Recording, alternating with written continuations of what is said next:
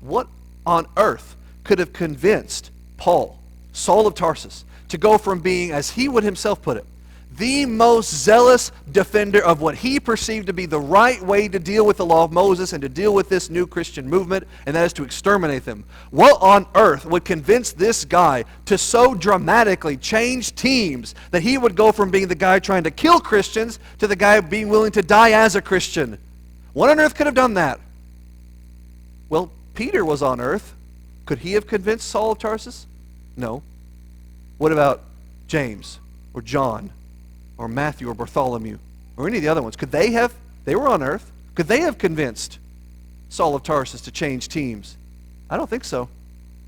Now that's not to their discredit. It's to Saul's discredit because he was that stubborn. He was that hard-hearted. But you can bet your britches if Saul had gotten his hands on Peter, Peter would have gotten the same fate as Stephen. He would have been happy to round up one of those 12 ringleaders of the sect of Jesushood. They weren't convincing him.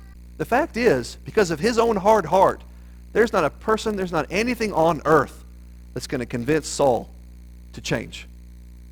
So it was someone in heaven, not on earth, who convinced him to change.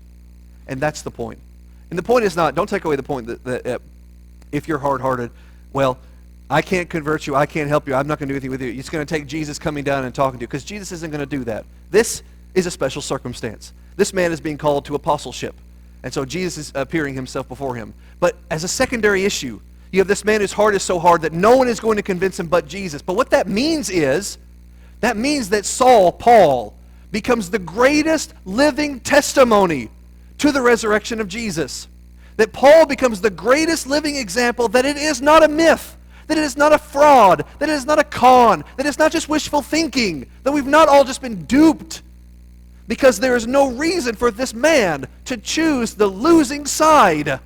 He was winning. He was hunting us down. He was killing us. He was succeeding. And then all of a sudden, boom! Now he's on the other side.